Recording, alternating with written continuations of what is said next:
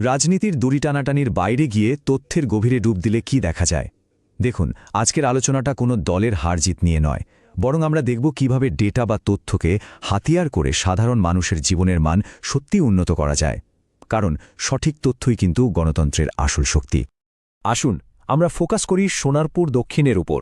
কলকাতার খুব কাছে থেকেও এই কেন্দ্রটা যেন গোটা পশ্চিমবঙ্গের সামাজিক আর রাজনৈতিক বদলের একটা জীবন্ত ছবি। এখানেই আমরা দেখব কিভাবে তথ্য সাধারণ মানুষের ভাগ্য বদলের চাবিকাঠি হয়ে উঠতে পারে। তাহলে আমরা এগোব কি করে? এক ঝলকে দেখে নিই। প্রথমে আমরা এখানকার মাটির কাছাকাছি যাব, মানুষের জীবনযাত্রা বুঝব। তারপর ভোটের কঠিন সংখ্যাগুলোকে সহজ করে দেখব।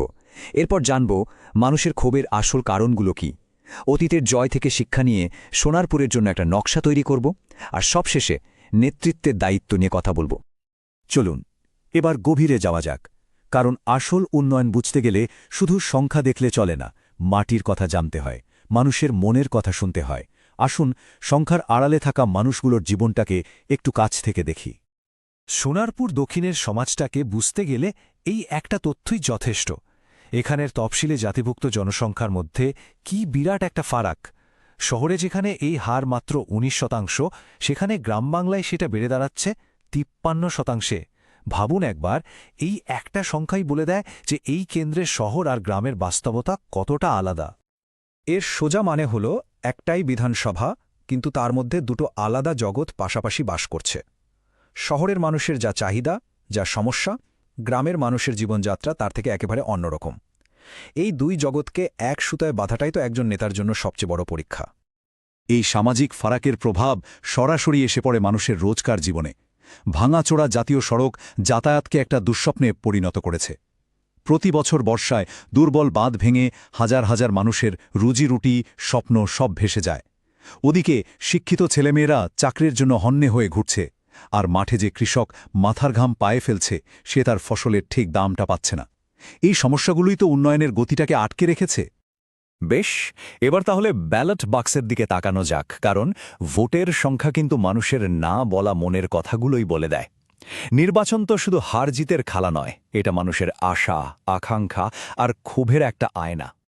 এই চারটা দেখুন, এটা সোনারপুরের রাজনৈতিক হাওয়া বদলের গল্প বলছে।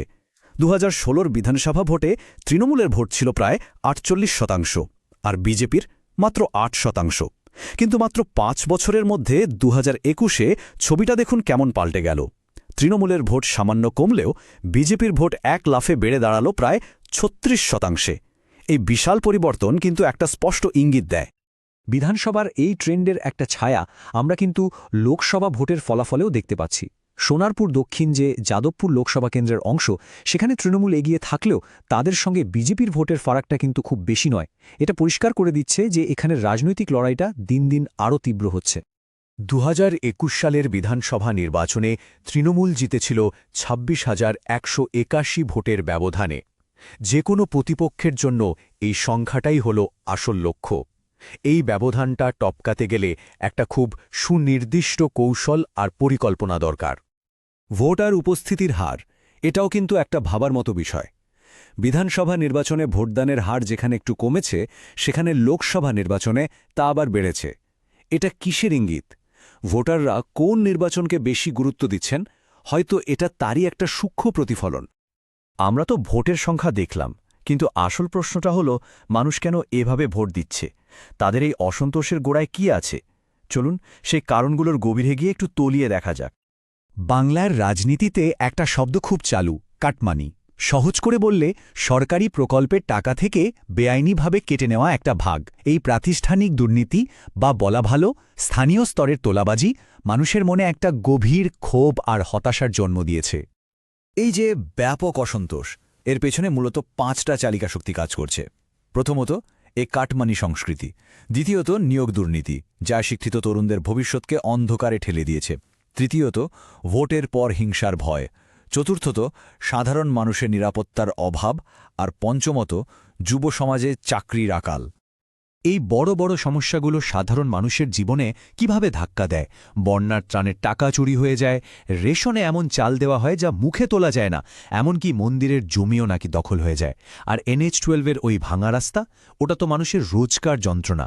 এই ছোট ছোট ঘটনায় কিন্তু একসময় বড় ক্ষোভের জন্ম দেয়। এখানেই একটা জরুরি কথা মনে রাখতে হবে। যে কোনো শাসন ব্যবস্থার ভিত হল দুটো জিনিস: জনগণের বিশ্বাস আর নাগরিকের মর্যাদা। যখন প্রত্যেকটা মানুষের কথা দায়িত্বের সাথে শোনা হয়, তখনই সেই ভিতটা মজবুত থাকে, আর যখন কথা শোনা হয় না, তখনই কিন্তু বিশ্বাসের চির ধরে। বেশ, সমস্যাগুলো তো আমরা চিহ্নিত করলাম। এখন সময় হল সমাধানের পথ খোঁজার। অতীতের অভিজ্ঞতা আর সফল কৌশল থেকে শিক্ষা নিয়েই তো ভবিষ্যতের রাস্তাটা তৈরি করতে হবে, তাই না? আসল লক্ষ্যটা কিন্তু শুধু একটা ভোটে জেতা নয়। আসল লক্ষ্য হল এমন একটা সিস্টেম বা ব্যবস্থা তৈরি করা যা মানুষকে দেয়া কথা রাখতে পারে। দিনের শেষে একটা স্থিতিশীল এবং কার্যকরী শাসন ব্যবস্থাই হল আসল জয়। এই লক্ষ্য পূরণের জন্য একটা চতুর্মুখী কৌশলের কথা ভাবা যেতে পারে।